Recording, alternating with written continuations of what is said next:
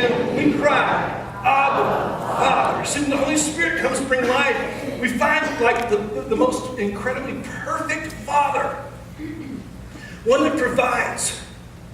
You hear that? Provides life and peace and security and all the wonderful things that go along with that. When Paul experienced it, he cried. He just didn't call God Father. He called Him Daddy.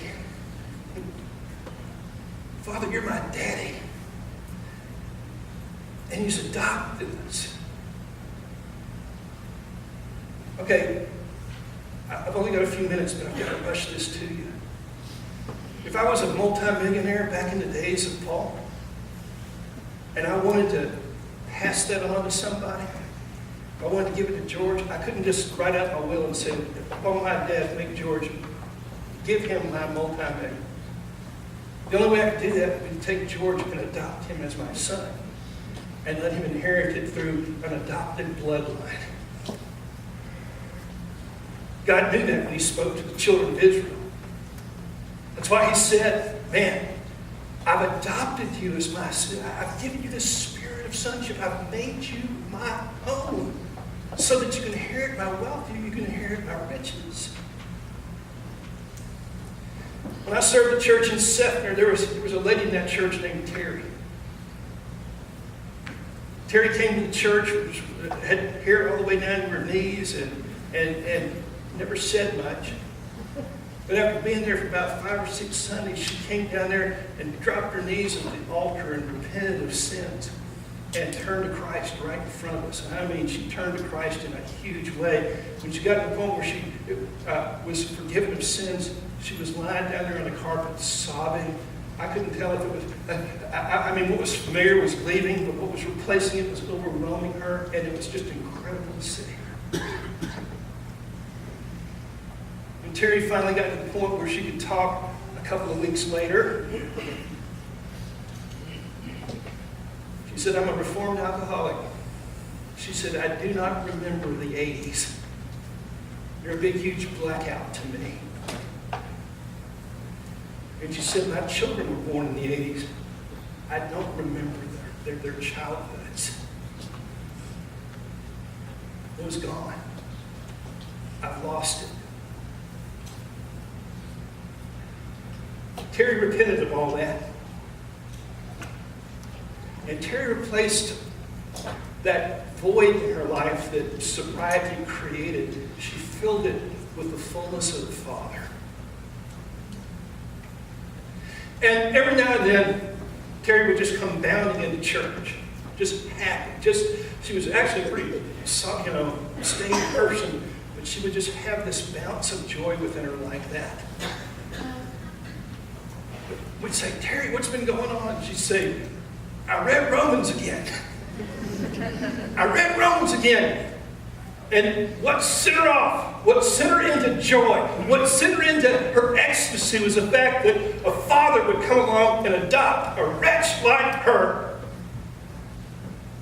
and drive death from her with the Spirit and clean her off and make her His daughter. She never got over that.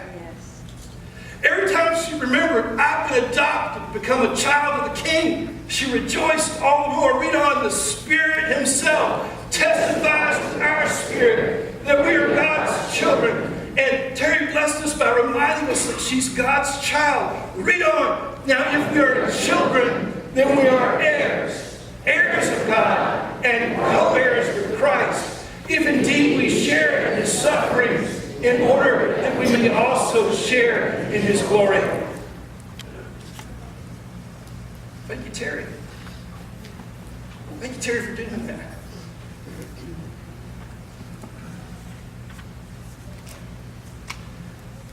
Will you be open to the Spirit? Promise me you'll be open to the Spirit. Promise me that this choice you have, concentrating on flesh, concentrating on the Spirit, you'll choose the Spirit. Even if that means walking away from a monument mentality, and let him change you into becoming a movement mentality. Even if we're afraid of the newness that his very enriched life brings, may we still be bold enough to follow him, because we don't want to fall back into that spirit of fear. We don't want to be back in jail again. We don't want to be back in prison again. Promise me,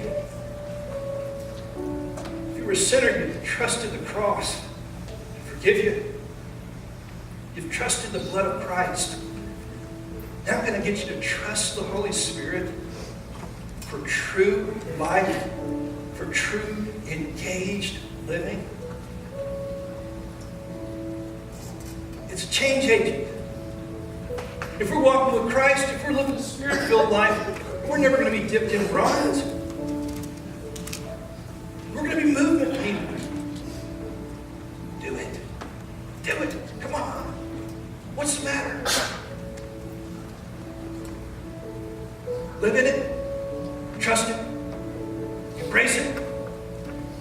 Celebrate it. All to the glory of God the Father. Altar's open. Anyone who wants to ask God for a little bit more. Spirit enough to trust him even more. Altar's open for you. Let's stand as we sing Holy Spirit.